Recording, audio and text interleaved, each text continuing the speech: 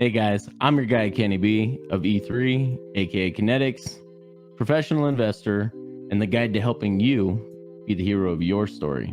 So it's Fitness Friday. Got some things I'd really like to go over with you guys today. Before I start, I'd like to profess that I understand that not everybody wants the same goals for their fitness as me. Not everyone wants the same look to their physique. Nobody wants to work on the same abilities that I do. And so I'm here to present a couple concepts, couple ideas. Most of this is based on the works of Dr. Andy Galpin. He is a professor of kinesiology at California State University in Fullerton. Him and his team train professional athletes. They're on the leading forefront of physiological changes and bettering yourself through different fitness goals. And so I really kind of wanted to go through a lot of the stuff I've learned from him. Recently watched him on a Dr. Huberman Labs, Dr. Andrew Huberman Labs podcast. Blew my mind. There's some stuff that I was pretty much aware of, but then really solidified, and there's a lot of science behind it. So you're not going to get a lot of the science here, but just know that I do go through a lot of the science myself to make sure that it's legitimate stuff and not hokey pokey health and fitness stuff, because there's a lot of influencers, I guess you could call, in our space that do that. And so I just want to tell you what's working for me, and I want to help you guys get the fitness goals and the goals for your lives that you want, how to maximize your lives, guys. So the first one, the first thing I want to talk about is that fat loss is not one of these, what I'm going to be talking about, fitness adaptations today, but it is a byproduct of training these things, these different adaptations, if you will. Until there's a better name for them, I'm going to continue to call them what Dr. Andy Galpin calls them. But there is a caveat still. Even though fat loss isn't necessarily the goal of these things, unless that is your personal goal, it is a byproduct of these things, but you still need a caloric deficit, guys. So keep that in mind. For those of you guys who don't realize you need to output more calories than you're inputting, that's something you guys are going to need to know going forward with every video. The first fitness adaptation that you can build, the number one, skill. You can think of this as the mechanical moving of your body, how you want your body to perform, the motions you want to go through. Think of it as a sport. If you're playing baseball, batting, you got to go through those different movements that optimize your batting.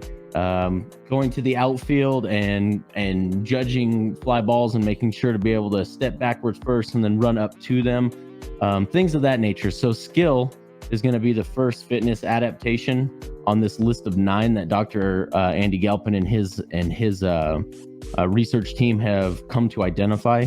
The second one is going to be speed. So we can think of this as moving as fast as possible. Boxers are really good at this.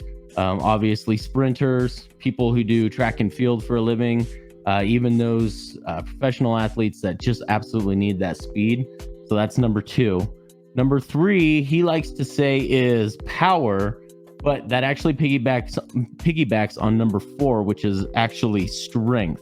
So we'll go back to number 4 here in just a second, but power is a function of speed multiplied by strength. So think of it as a combined adaptation, like speed times strength equals power. So you can train speed and increase your power. You can increase strength and increase your power.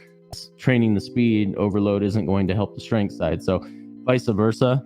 Obviously, number 4 we're going to talk about here is the strength itself. So a lot of people think of muscle mass as strength, and that's not necessarily true. And so we'll talk about that in just a second here. But strength, you can actually build a more dense muscle and muscular tone to yourself without having to add actual mass, gaining the size of your muscle tone.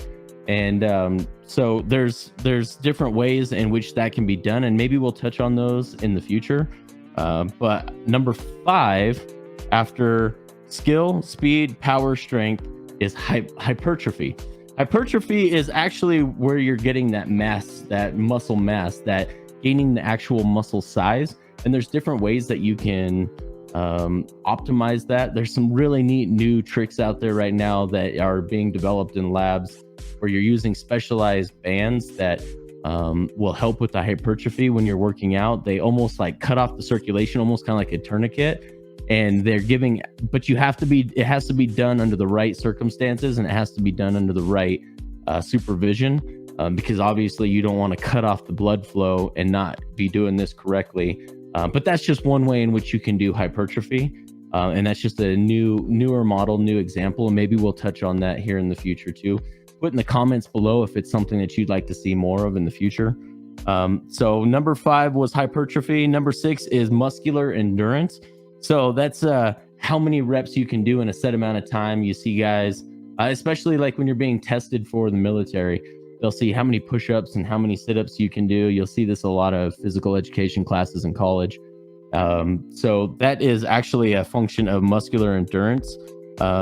Push-ups in a minute is probably the most common. In a 30-minute set of working out, how many sets and reps can you do of a particular exercise? And so muscular endurance, that's being able to exercise that muscle or to function with that muscle for a longer period of time, which is obviously not in the same category as speed. But then we start moving into what they call the cardiovascular fatigue, aka the energetics. It's no longer about the individual muscle, and it's more about the whole physiological system itself. And so you get into things like anaerobic. Can you sprint for, the next 10 seconds, 30 seconds to 1 minute to 2 minutes, depending on what it is. Just move as fast as possible. And that would be an anaerobic exercise. The VO2 max is a little bit, it's like the medium length of cardiovascular.